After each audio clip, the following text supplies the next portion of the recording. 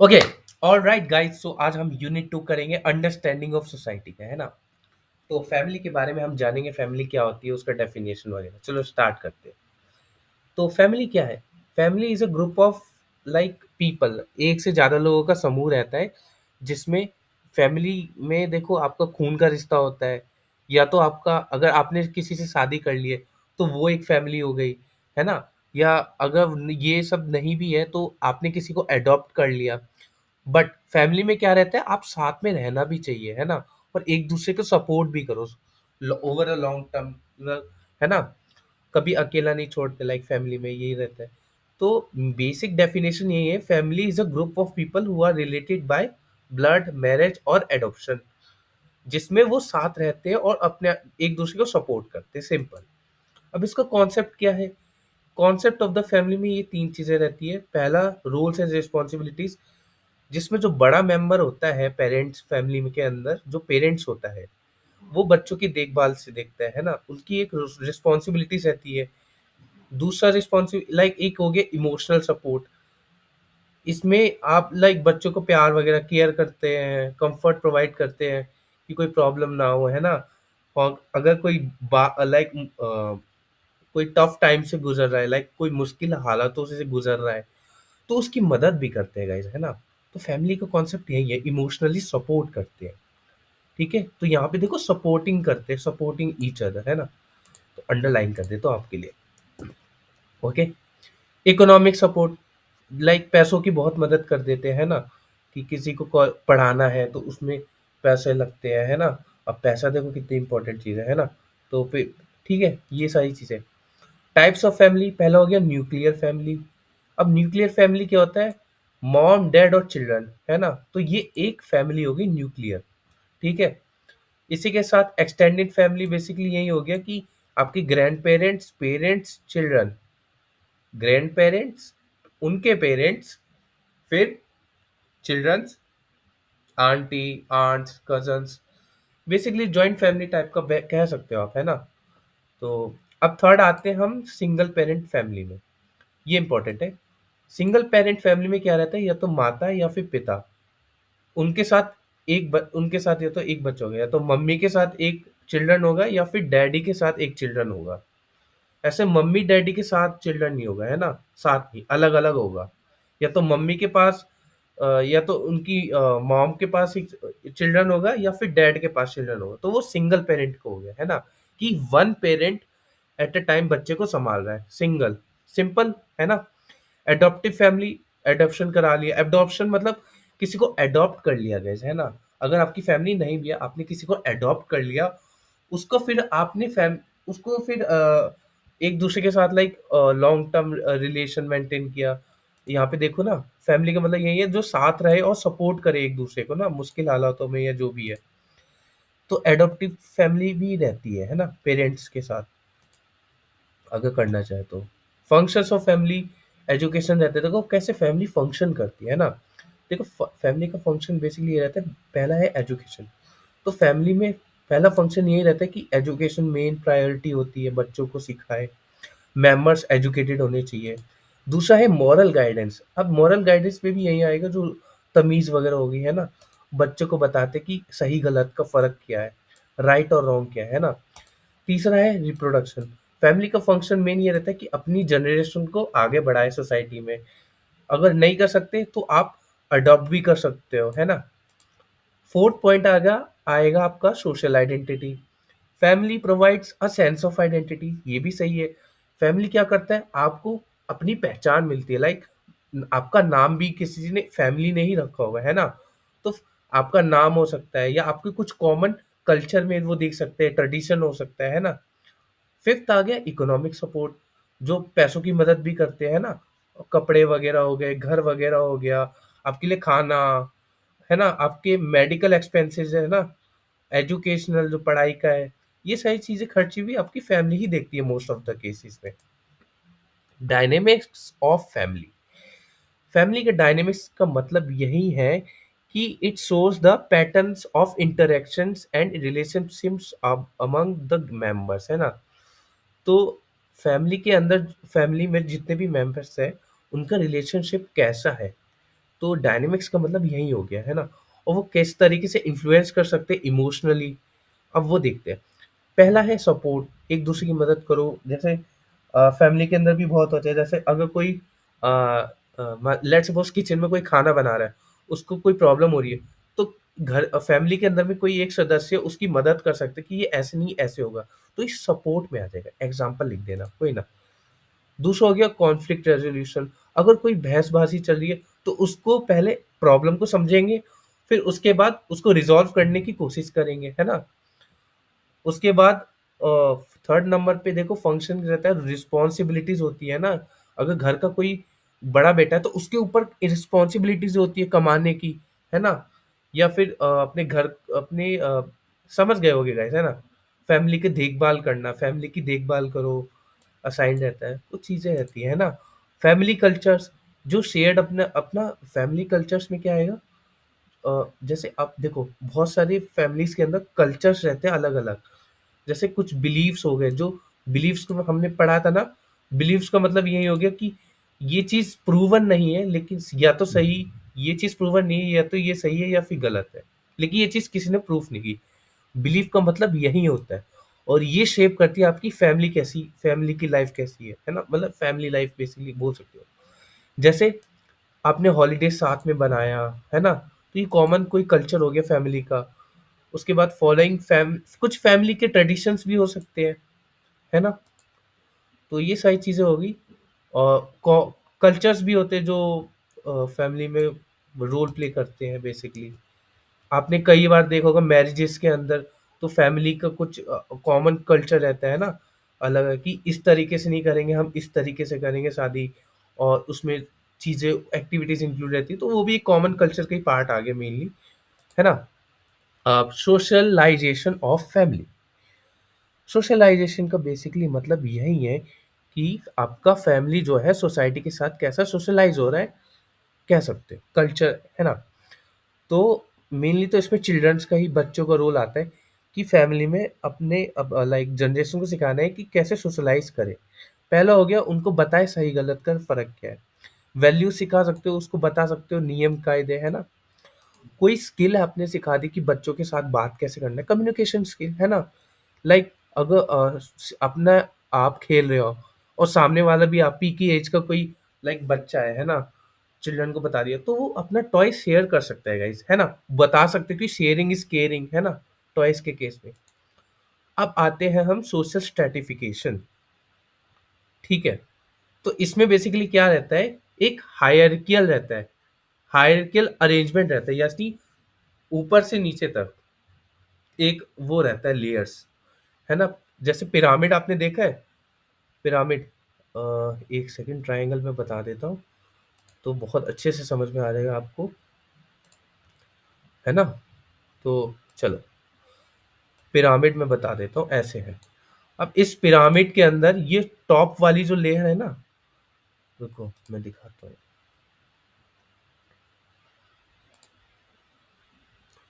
जैसे, हाँ, ये जो टॉप वाली लेयर है, इसको कंट्रोल सी कंट्रोल वी कर देता हूँ। हाँ, आपको दिख रही है थोड़ी थोड़ी? चलो, आपको ये कर्सर दिख रहा होगा माउस का, है ना? तो इसमें सोसाइटी के अंदर ये देखो हायरार्कियल अरेंजमेंट पे, जैसे ऊपर एक सेकंड दोबारा ड्रॉ कर देते हैं ना, वरना दिक्कत होगी आपको।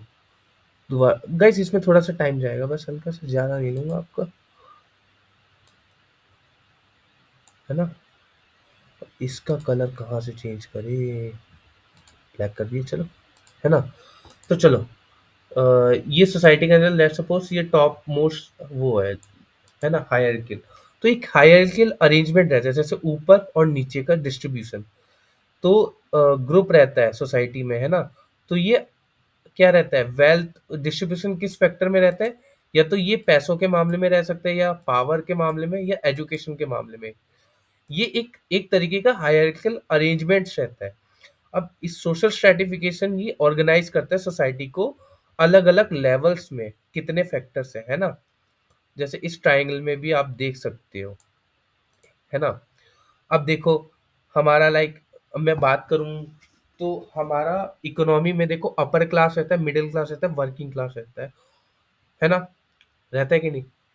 तो ये देखो ब्लैक ब्लैक जो पोर्शन है ना, ये अपर क्लास है, और ये पूरा मान लो मिडिल क्लास है, पूरा ऑरेंज मिडिल क्लास है। वर्किंग आवर्स ये नीचे, सॉरी, वर्किंग वर्किंग बीच में कहीं आता है, मिडिल क्लास उसके थोड़ा नीचे, और सबसे नीचे lower lower section of the group आता है ना? तो ये इस तरीके से हायरार्कियल टर्म में डिवाइड रहता है।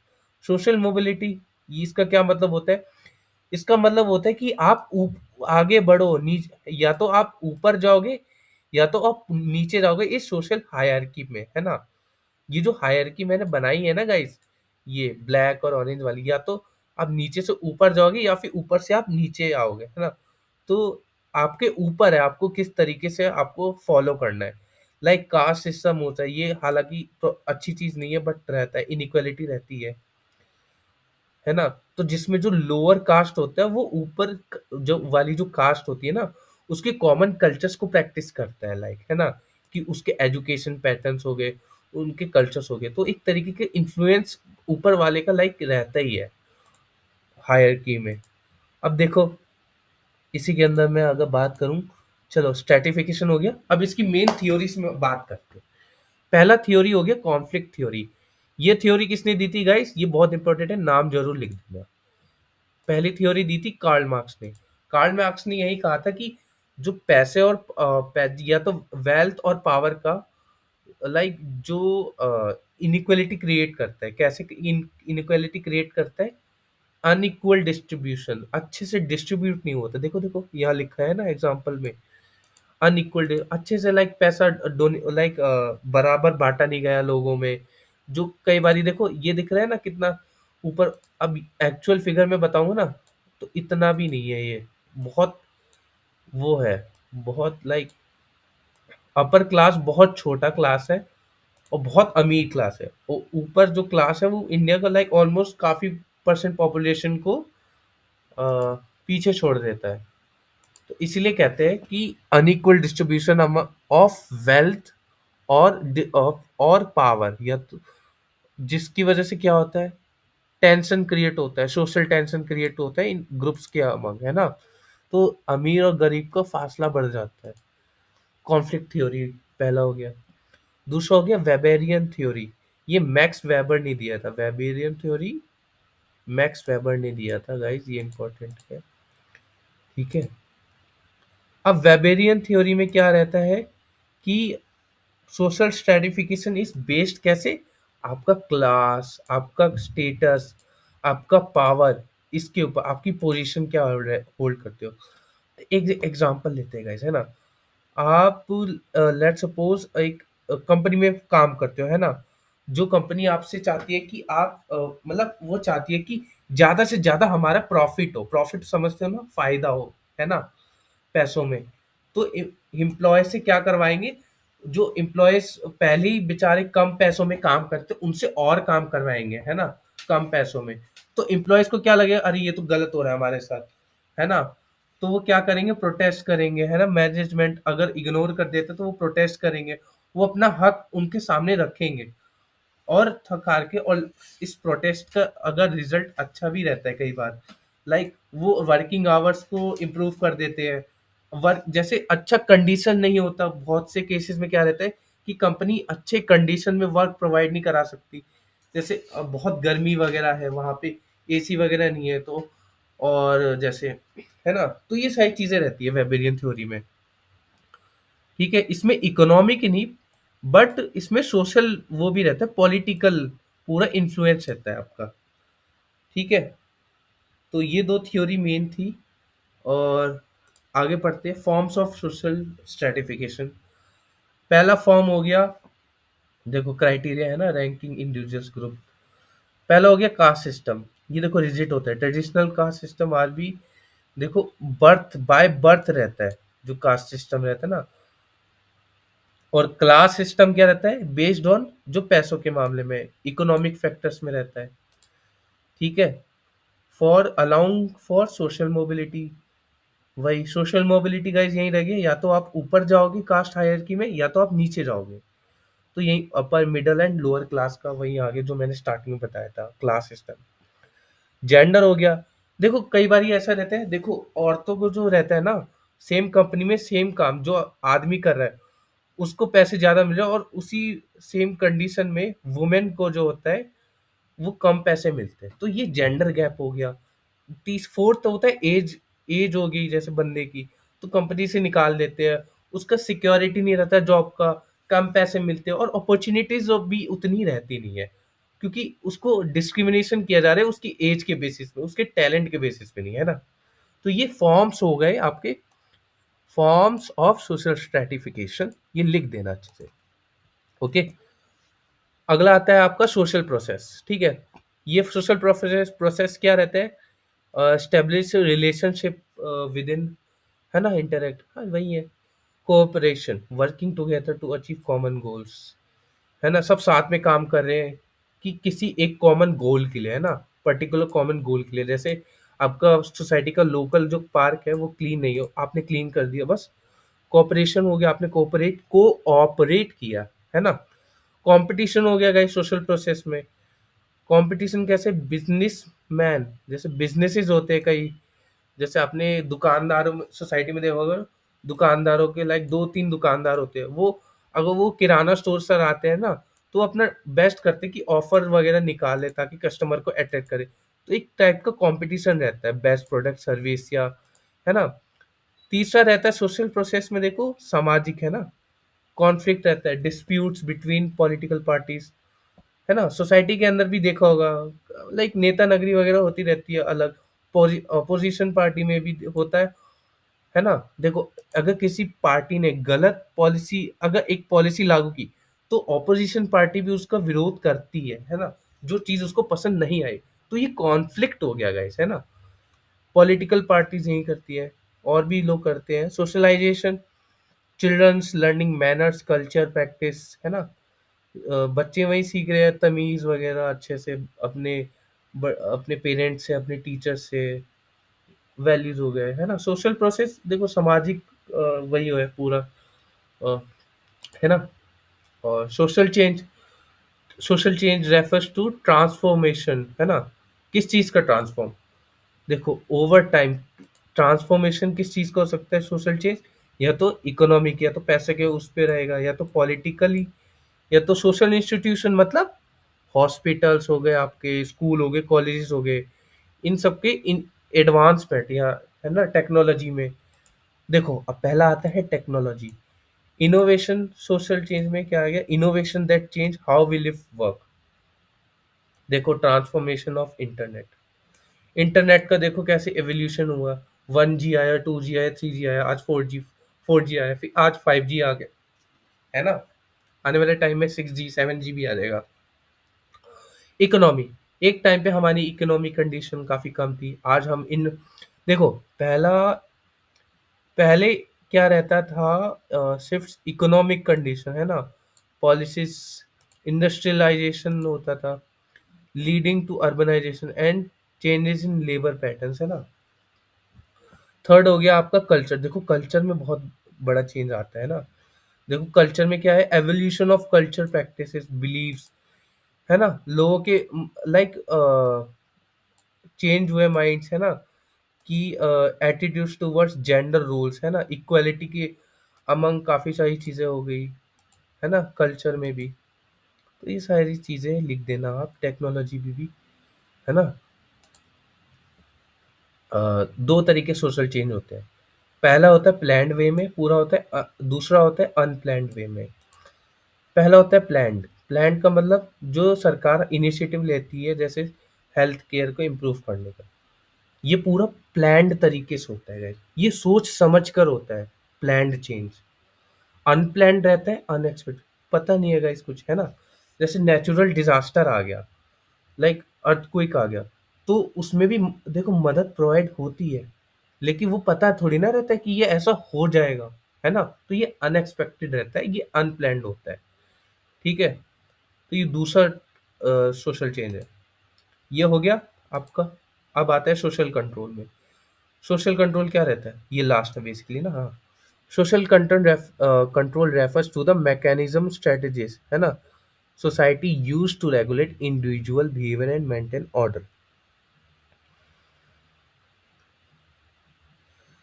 ओके, इसमें जो आपका बिहेवियर कंट्रोल करने की कोशिश करता है, जो आप, है ना, इंडिविजुअल का बिहेवियर सोसाइटी के अंदर, बेसिकली कुछ मेंटेन करने होते हैं रूल्स एंड रेगुलेशन, ताकि कोई दिक्कत ना हो सोसाइटी में, झगड़ा ना हो कोई सोसाइटी में किसी तरीके का। तो उसमें कुछ नियम कायदे बनाए जाते हैं। अगर आपको कुछ गलत लगता है तो उसके लिए भी अथॉरिटी है, एसोसिएशन है ना, ताकि सोसाइटी अच्छे से काम करे। अब देखो एग्जाम्पल, देखो यहाँ पे देखो लॉज होते हैं। अगर कोई ट्रैफिक सिग्नल वायोलेट करता है, मतलब लाल बत्ती पे भी गाड़ी आगे बढ़ा देता है, वो नियम को फॉलो नहीं करता, तो क्या होता है, एक्सीडेंट होने के चांसेस बढ़ जाते हैं गाइस। वो रूल्स होता है पूरा, है ना, उनकी सेफ्टी के लिए ही बनाया गया है ये लॉस। दूसरा एग्जांपल हो गया, सिक्योरिटी होती है किस चीज के ऊपर, कैमरेज पे, पब्लिक प्लेसेस में। तो ये कंट्रोल करते हैं, पूरा कंट्रोल करने की कोशिश करते हैं एक तरीके से, कि हम कितना कंट्रोल कर सकते हैं। जैसे बच्चे कंट्रोल करते हैं कि उनके बच्चे अच्छे से पढ़ रहे हैं कि नहीं, और अच्छे से बिहेव कर रहे हैं नहीं, अगर नहीं करते तो उनको डांट लगती है वैसे, है ना, सिंपल। तो फिलहाल यहीं तक था, और अच्छी लगी तो वीडियोस बता देना, लाइक शेयर सब्सक्राइब सब कर देना।